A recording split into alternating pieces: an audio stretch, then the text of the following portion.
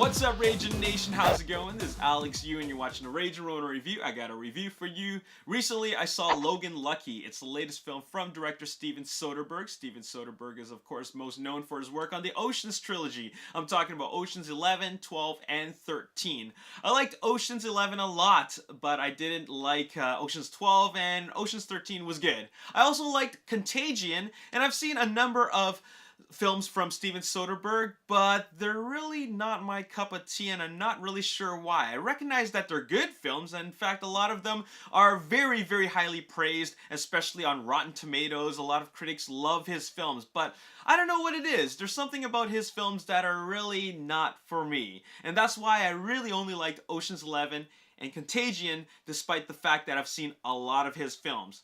Logan Lucky, while I do acknowledge that it is a good film and has a lot of elements that make up a good film, is really not my thing. And the main reason why is because it is essentially a Southern American version of Ocean's 11.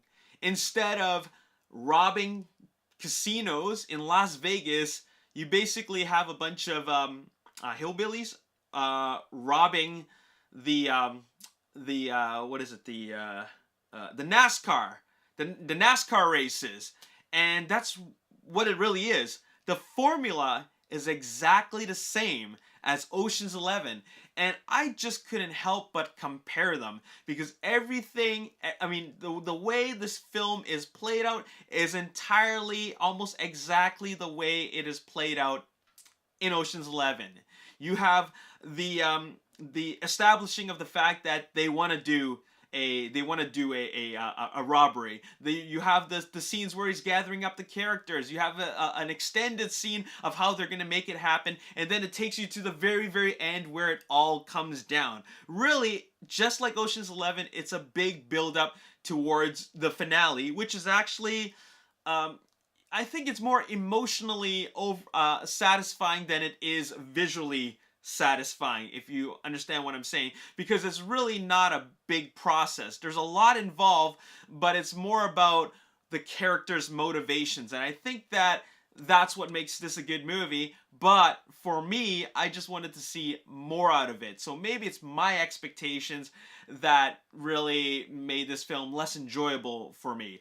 You know, it was engaging. The actors really did an excellent job. That's the one thing about Steven Soderbergh films, is that you have this all-star cast, and then he always allows them to do very, very different things that they're not used to, and he's always doing fun things, like also including actors cameos in there. So you have an all-star cast, and they're doing very, very they're playing very different roles that we're not used to seeing them playing. So you know, the film is full of all kinds of surprises, but this is a film that I've seen before, and it's called Ocean's 11, and it takes the exact same story and formula and applies it to a different setup. I mean, a different setting.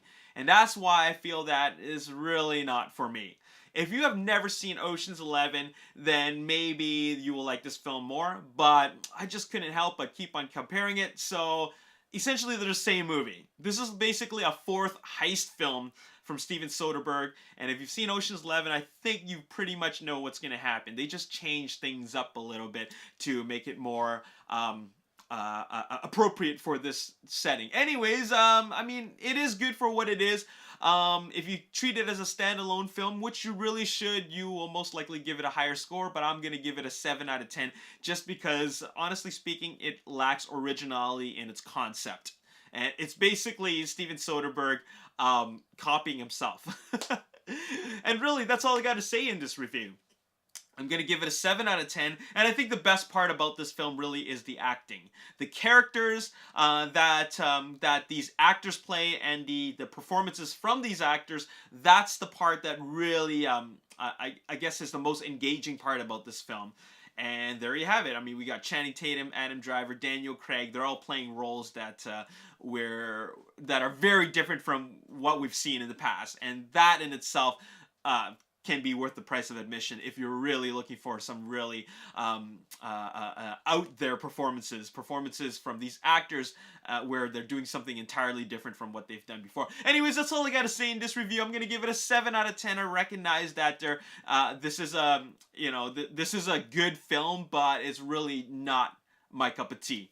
So there you have it. My name is Alex Yu. I hope you enjoyed this review. And as always, if you enjoyed this review, you want to see more, hit the like button, subscribe to the YouTube channel, like me on Facebook, The Ragin Nation. Also follow me on Twitter, Ragin Nation. My name is Alex Yu. Thanks for watching. I'll see you next time. Peace. It wasn't really a groundbreaking action film. It didn't need to be. It's an average action film with a budget of $29 million. It's filled with lots of